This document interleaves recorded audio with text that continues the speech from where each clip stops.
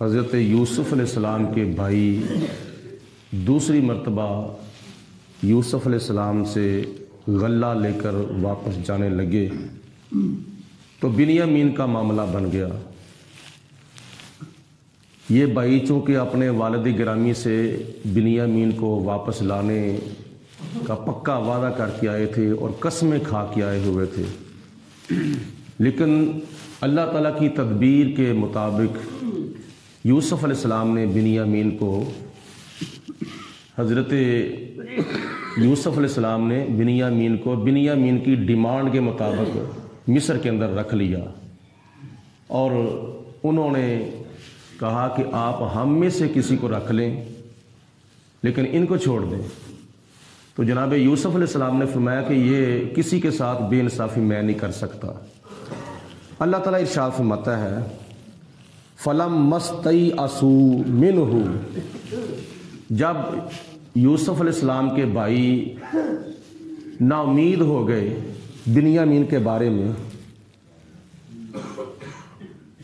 خَلَصُوا نَجِيًّا، تو وہ ایک طرف جا کر ایک دوسرے کے ساتھ سرگوشیاں کرنے لگے، ایک دوسرے کے کانوں میں باتیں کرنے لگے، مشورہ کرنے لگے کہ اب کیا کیا جائے۔ اگر بنیامین کو ہم ساتھ نہ لے کے گئے تو بات کے ساتھ وعدہ خلافی ہو جائے گی۔ قال کبیرہم، ان میں سے جو بڑا بھائی تھا اس نے کہا الم تعلموا، کیا تم نہیں جانتے ان اباکم قد اخذ علیکم موثقا من اللہ، کہ تم اپنے باپ سے قسمیں کھا کھا کر حلف دے دے کر آئے ہو کہ ہم بنیامین کو ساتھ ضرور لے کے آئیں گے، لیکن جتنی دیر تک بنیامین کو نہیں بھیجیں گے ہمیں غلہ نہیں ملے گا۔ تو ہم تو قسمیں کھا کے آئے ہیں۔ آگے وَمِن قَبْلُ، اس سے پہلے مَا فَرَّطْتُمْ فِي يُوسُفَ، تم حضرت یوسف علیہ السلام کے بارے میں بھی کوتاہی کر چکے ہو، تمہیں یوسف علیہ السلام کے ساتھ جو تم نے کیا وہ تمہیں یاد نہیں ہے۔ اب یہ دوسرا معاملہ تم بنیامین کے بارے میں بنا کر والد گرامی کے پاس لے جاؤ گے تو پھر وہ ہمیں کیا کہیں گے۔ بڑے بھائی نے کہا فلن ابرح الارض، میں یہاں سے نہیں جاؤں گا، میں تو مصر کے اندر ہی رہوں گا، حتی یأذن لی ابی، یہاں تک کہ میرا باپ مجھے واپس آنے کا حکم دے دے، میرا باپ مجھے آنے کی اجازت دے دے تو میں چلا جاؤں گا۔ او یحکم اللہ لی، یا اللہ تعالیٰ میرے لیے کوئی اور واپس جانے کا سبب پیدا فرما دے، فیصلہ کر دے، وَهُوَ خَيْرُ الْحَاكِمِينَ، اور وہ اللہ تعالیٰ سب سے بہتر فیصلہ کرنے والا ہے۔ میں تو اتنی دیر تک نہیں جاؤں گا، میں تو اپنے والد صاحب کے سامنے شرمندہ نہیں ہونا چاہتا، جتنی دیر تک میرا باپ مجھے واپس آنے کی اجازت نہ دے یا خدا تعالیٰ ہمارے لیے کوئی اور فیصلہ نہ کر دے۔ ارجعوا الی ابیکم، تم جاؤ، ارجعوا تم جاؤ، الی ابیکم اپنے باپ کے پاس، فقولوا یا ابانا، تو جا کے تم کہو اپنے والد صاحب سے یعنی ابا جی، ان ابناکا سرقا، بے شک تیرے بیٹے نے چوری کی ہے، تم جا کے کہہ دو آپ کے بیٹے بنیامین نے چوری کی ہے۔ وما شہدنا الا بما علمنا، ہم تو اسی بات کی گواہی دیں گے جس بات کا ہمیں پتہ ہے، اور جس کا ہمیں پتہ نہیں ہم اس بات کی گواہی نہیں دیں گے۔ تو تم جا کے باپ سے کہو کہ آپ کے بیٹے نے چوری کی ہے، جس کی وجہ سے بادشاہ نے اس کو ہماری شریعت کے قانون کے مطابق غلام بنا کے کچھ عرصے کے لیے رکھ لیا ہے۔ تو اگر آپ ہم سے پوچھتے ہیں تو ہم تو اس کے بارے میں وہی بات کریں گے جو ہم نے اپنی آنکھوں سے دیکھا ہے۔ وما كنا للغیب حافظین، اور اس کی غیر موجودگی میں جو کچھ اس کے ساتھ ہوا یا جو اس نے کیا ہے اس کی ہم گواہی نہیں دیں گے، یعنی ہمیں تو اتنا پتہ ہے جو ہم نے اپنی آنکھوں سے دیکھا ہے، اور اس کے سامان سے پیالہ جو تھا وہ برآمد ہو چکا تھا۔ ہمیں کیا پتا تھا کہ جب ہم سے آگے پیچھے ہوتا تھا تو کیا کرتا تھا؟ جب آگے پیچھے ہوتا تھا تو پھر ہم اس کی گواہی نہیں دے سکتے۔ وَاسْأَلِ الْقَرْيَةَ، اور آپ بستی سے پوچھ لو، الَّتِي كُنَّا فِيهَا، جس بستی کے اندر ہم تھے۔ اس بستی سے مراد کچھ مفسرین نے لکھا ہے کہ مصر کا جو دروازہ تھا نا، اس دروازے کے پاس جو بستی تھی، اس بستی سے جا کے پوچھ لیں۔ اس بستی والوں نے بھی دیکھا ہے کہ جب تلاشی لی گئی تھی تو پیالہ اس کے سامان سے برآمد ہوا تھا۔ اس بستی والے سے جا کے پوچھ لیں۔ وَالْعِيرَ الَّتِي أَقْبَلْنَا فِيهَا، یا اس قافلے سے پوچھ لیں جس قافلے کے ساتھ ہم مصر سے یہاں آئے ہیں۔ قافلے سے پوچھ لیں یا بستی والوں سے پوچھ لیں۔ ہم وَإِنَّا لَصَادِقُونَ، اور بے شک ہم سچ بول رہے ہیں۔ یعنی بڑے بھائی نے کہا ان بھائیوں کو کہ تم جا کے یہ والد صاحب سے، حضرت یعقوب علیہ السلام سے یہ بات کر دو، لیکن میں تو نہیں جاؤں گا، میں تو یہاں ہی رہوں گا۔ جب وہ بھائی یوسف علیہ السلام کے کنعان سے مصر سے کنعان کی طرف آئے، چلتے چلتے جب کنعان میں پہنچے تو جناب یعقوب علیہ السلام کو سارا قصہ، سارا معاملہ آ کر سنایا۔ یعقوب علیہ السلام نے ارشاد فرمایا، قال بل سولت لکم انفسکم امرا، میرے بیٹے بنیامین نے چوری نہیں کی ہے، لیکن یہ تم نے خود اپنی طرف سے کوئی بات بنا لی ہے۔ رہی بات چوری کرنے کی، میرے بیٹے نے چوری نہیں کی۔ یعنی یعقوب علیہ السلام نے فرمایا کہ تم نے یہ بات بنا لی ہے۔ مطلب یہ ہے کہ اللہ پاک کی ذات بابرکات نے حضرت یعقوب علیہ السلام کو بھی علم عطا فرمایا تھا اور یوسف علیہ السلام کو بھی علم عطا فرمایا تھا۔ دونوں اللہ کے نبی تھے، اور نبی وہ ہوتا ہے جس کو آنے والے حالات کا پتہ ہو، آنے والے حالات کی جو خبر دیتا ہے۔ فصبر جمیل، تو یعقوب علیہ السلام نے فرمایا اب بھی میں صبر ہی کروں گا، میرے لیے صبر ہی بہتر ہے۔ یوسف علیہ السلام کے بارے میں بھی فرمایا تھا فصبر جمیل پچھلی آیات بینات میں، اب بنیامین کے لیے بھی فرما رہے ہیں فصبر جمیل، اب تو صبر ہی اچھا ہے۔ عسى اللہ ان یأتینی بہم جمیعا، یہ آنے والے حالات کی خبر حضرت یعقوب علیہ السلام ارشاد فرما رہے ہیں۔ عسى اللہ، ان قریب اللہ تعالی، ان یأتینی بہم جمیعا، کہ ان قریب اللہ تعالیٰ ان سب کو میرے پاس جمع فرما دے گا۔ یہ اس بات کی طرف اشارہ ہے کہ جو بات 40 سال کے بعد پوری ہونے والی تھی۔ انہ هو العلیم الحکیم، بے شک اللہ تعالیٰ بے حد جاننے والا بھی ہے اور بے حد حکمتوں والا بھی ہے۔ وَتَوَلَّى عَنْهُمْ، اور یعقوب علیہ السلام نے یہ بات کہہ کر ان سے منہ پھیر لیا، آپ نے چہرہ پھیر لیا۔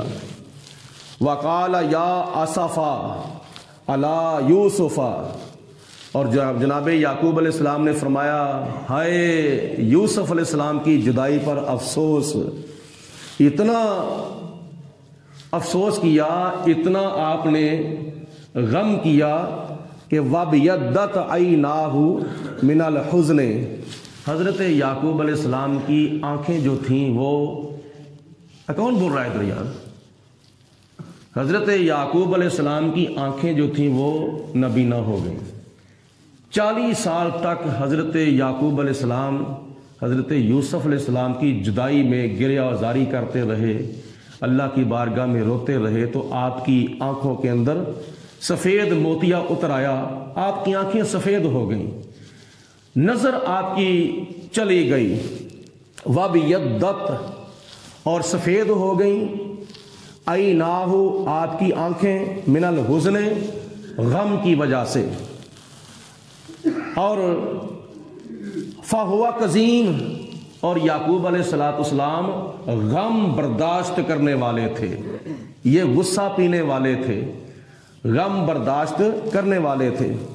قالو، آگے بیٹوں نے کہا، یعقوب علیہ السلام کے بیٹوں نے کہا، اللہ، اللہ کی قسم، تفتعو تذکرو یوسفا، آپ تو ہر وقت یوسف علیہ السلام کو یاد کرتے رہتے ہیں، یوسف یوسف یوسف یوسف کرتے رہتے ہیں، ہر وقت اپنے بیٹے کو یاد کرتے رہتے ہیں، ہر وقت حضرت یوسف علیہ السلام کی یاد میں ہی رہتے ہیں۔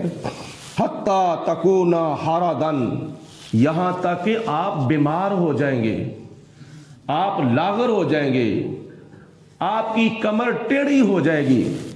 او تکونا من الحالکین، یہاں تک کہ اس کی وجہ سے آپ کی وفات بھی ہو سکتی ہے، آپ فوت ہو جائیں گے اسی غم کے اندر۔ یہ بیٹوں نے حضرت یعقوب علیہ السلام کو کہا۔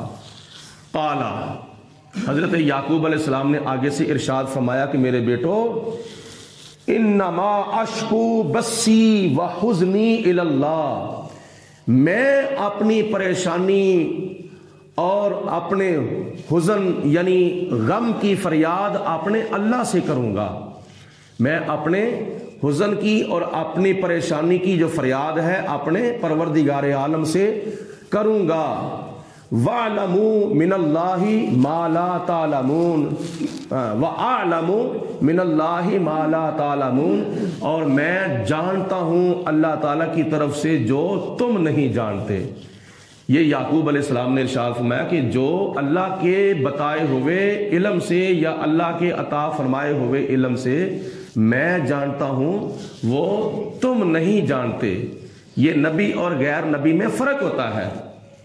اللہ تعالیٰ کے نبی، یعنی ایک بات اللہ تعالیٰ نے بھی فرشتوں کو فرمائی تھی پہلے سپارے کے اندر، قال انی اعلم ما لا تعلمون، جو میں جانتا ہوں فرشتوں تم نہیں جانتے۔